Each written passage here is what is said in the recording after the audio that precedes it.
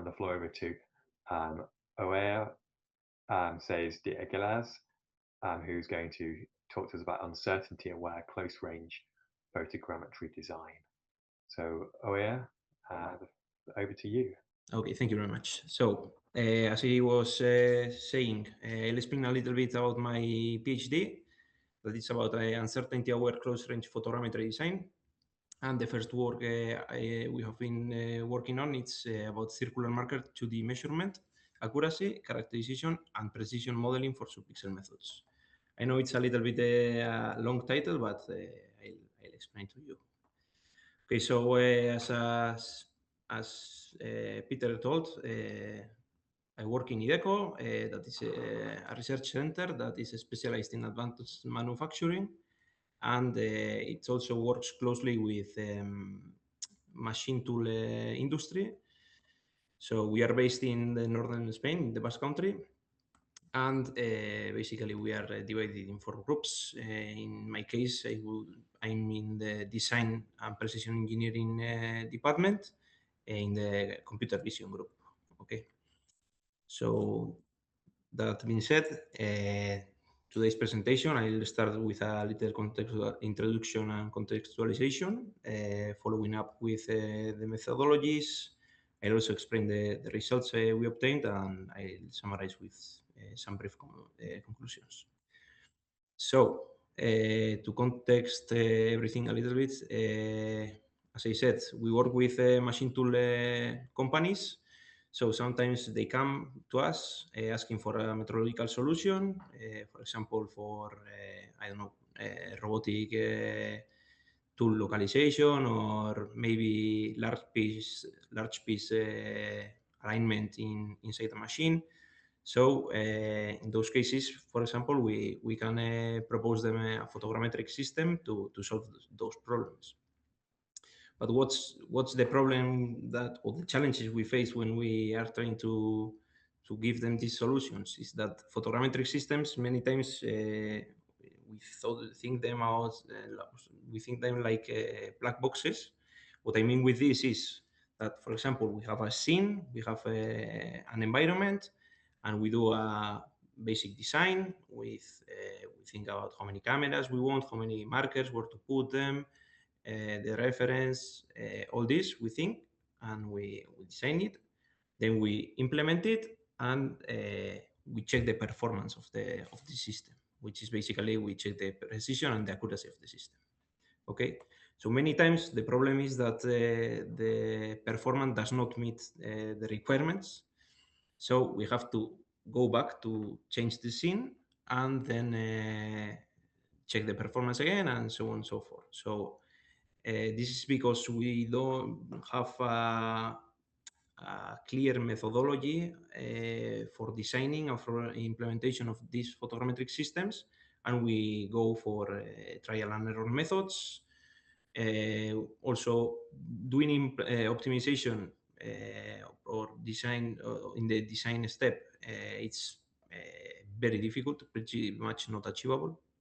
And questions that, for example, how much will the photogrammetric system cost, or how much precision will it achieve, or is it even viable in this environment, are some questions that that are really difficult for us to answer. Okay, so with my PhD, what we are doing is, let's open this box, and we see that we have many variables, we have many degrees of freedom, we have non-linear relationships. It's a big mess. Okay, it's a chaos basically, but this chaos we can separate it in 3 big blocks. Okay, that would be the 2D measurement, the camera calibration, and the final photogrammetric 3D measurement. And those are also the links for the uncertainty chain propagation, uncertainty chain of the photogrammetric system. So if we are able to characterize and to know how each of these links contribute to the uncertainty chain, and then propagate those uncertainties to the final measurement, we would be able to first estimate the performance of the photogrammetric system, and also the other way around. Given a required performance, we could optimize the scene, for example. Okay, so that's basically my thesis. So the first part of it would be the 2D measurement. That is what I'm going to explain today. Okay. So what's the 2D measurement? The 2D measurement, it's basically we have a marker observation. In our case, we use optical markers in photogrammetry systems. So we have an observation, and we need to know where that marker is in image coordinates, basically. So ideally, what we would have is an ideal ellipse. It would be perfect. It would be, the center would be perfectly known, and there would be zero uncertainty. But that's far from reality. The reality is that we have an image that is pixelated, okay, and we have other image degradation other image degradations, for example, lens distortions, focusing blur, sensor noise, or other artifacts that affect to our image. Okay, so the real image, also the real ellipse and the ideal ellipse differ one from the other. Okay, so that difference, which is unknown, it's the uncertainty we are, the 2D measurement uncertainty we are trying to work with. Okay, so what we need is basically to take image measurable information, and from that information obtain the to estimate the 2D measurement uncertainty. Okay. So how we have done this? I'll explain the methodology very briefly. Okay, so we have basic pinhole, the basic pinhole model. Okay, we have circular optical markers in 3D, which project to the 2D image plane as a 2D ellipse. We see it as a 2D ellipse. So we can represent this ellipse with 5 different parameters, which are the center, the radii, and the angle. And it's called the canonical representation. Okay, that's some basic theory that we have used. Okay, going for the precision and accuracy, that are the two main things that, or two main performance values that we look to, for example, check the precision. What we can do is to take multiple images, multiple measurements, okay, of the same marker, for example, and we would check the standard deviation of the measured center, and that would be basically the precision of the measurement.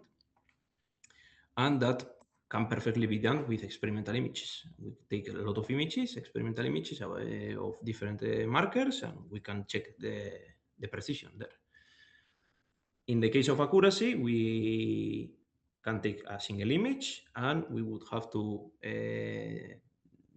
check the difference between a measured ellipse and the true ellipse. That would be the accuracy. The problem is that in experimental images, we cannot check the accuracy, because we don't have a ground truth ellipse that it's calculated in other means, in means other than photogrammetry. So we have a problem there. So the solution would be to just simply use synthetic images. We could create some synthetic images and check the accuracy with them. Okay, so we need 2 databases. One, synthetic images. Okay, so we define some marker geometry, we introduce several image degradations. Okay, and we obtain a database, in this case, of 20,000 images of different kind of ellipses with different gray colors, different geometries. So it's a lot of variation of markers. And in case of experimental images, We take an industrial camera, in this case, with a lens and a LED ring light. Okay, we take images of circular retroreflective markers that are set in a scene, and in this case, with different experiments and number of images per experiment and so on, we obtain around more than 14,000 images. Okay, we can see that these markers, they are not perfect. They have several image degradations. Okay, so some artifacts or shadows or maybe the material is damaged, so they are not perfect. Okay, and finally, the measurement is done with the edge detectors. Okay, which are the ones that take the edge of the ellipse or the edge of the projected marker. They fit it to ellipse, and then we calculate its center. Okay, so we have used 7 different edge detectors. In this case, one of them is non-subpixel, which is just a pixel level detector, the very basic. Okay, and another 6 subpixel measurement methods. Okay, divided in 2 different families. We would have the edge-based methods that use the intensity gradient. Okay, to calculate the border. We have 4 of them for different methods in this case, and another 2 of intensity-based methods, which use just the geometrical moments for, for this calculation. Okay, so for the results,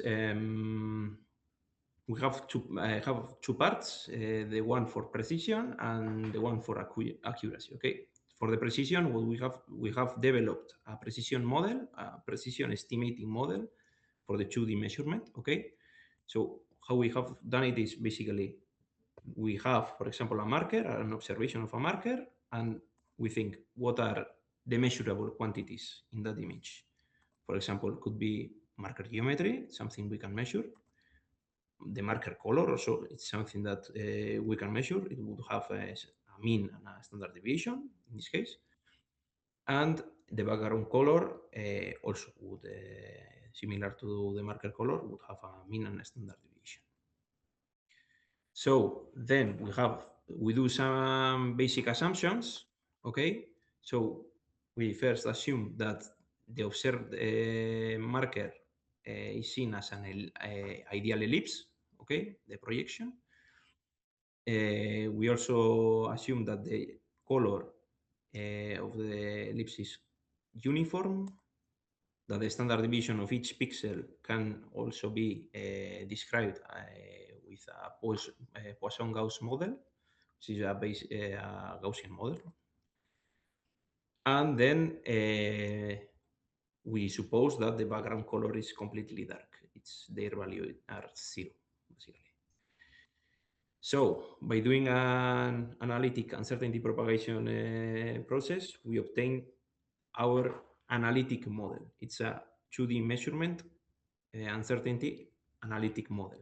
Okay, so this model basically tells us that depending on the geometry of the marker and the ellipse, basically the ellipse seen in the image, we see that the precision on the x-axis and the y-axis, it's not the same. There is an anisotropy.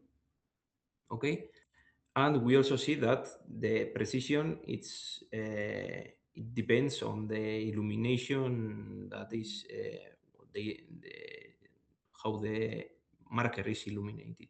Okay, I won't go much more detail. I'll leave this for 3D metrology conference. Okay, but to show you that this model works, we have some experimental results. Okay, for experimental images with 4 different subpixel methods, and we can see that in average they have a regression coefficient of 0.6, and in all of them the continuous line, which is the model, the estimation, fits quite well.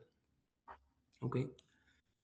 And for the accuracy, we can see here the results of the 7 different edge detectors. Okay, this would be the no subpixel, and the other ones would be the subpixel methods. So for the metrological performance, or the accuracy, basically, we see that subpixel methods are better or are more accurate than non-subpixel. This was expected, so no surprise here. But what we can see also is that with images with low degradation, the differences in accuracy are much more noticeable than when we introduce images with high degradations, okay, with blur, noise, and distortions, for example, and a higher level of them. We see that the differences in accuracy are not that much noticeable. Okay, so we don't have the results with experimental images because we don't have a ground truth of 2D measurement, but we can expect that these differences won't change that much. Okay, and another thing that we could be watching when comparing different subpixel methods could be the robustness. So the edge-based methods we have seen that are more affected by artifacts on edges and blurred gradient, which is also obvious. And intensity-based methods are more affected by more random artifacts and intensity gradients. Okay, so maybe choosing the one method or another, it's more about robustness and computational cost, and not that much on only the accuracy that one could reach. So to conclude very fast, we have, for the precision, we have developed a 2D measurement model, okay, an analytical model that based on image measurable quantities, we can obtain the measurement precision, okay. This model is also suited for pretty much every subpixel detector. It works pretty well with all of them, so it's pretty generalistic. The only thing that we would have to do is a release in noise characterization to adjust the model perfectly for a given sensor, and that could perfectly be done during the camera calibration process. And we also see that using this model, it's far more better than using mean uncertainty values or mean precision values, excuse me. That is something that it's currently being done in this field. Okay. And finally, for accuracy, we see that in practice, the accuracies of different subpixel methods are really similar. Okay, even if in theory some outperform more than others. Okay, and having said that, the robustness or the computational cost could be something to look more at when looking for a selection of a subpixel or edge detector methods, for example. Okay, so the future work is something that also I'll leave for 3D metrology conference. It's something that it can be expected, but we can wait until then and we'll see it. And for me, this was everything. So thank you very much. Thank you, Oier. And a really interesting presentation. And like with all good TV shows, you've finished with a cliffhanger, and we need to wait for 3DMC in September to find out what the further work is. But thanks a lot for that. So we've had 4 great presentations. Now we'll open up the webinar to questions. So if anybody's got a question that they would like to put to any of our speakers, then now's the chance.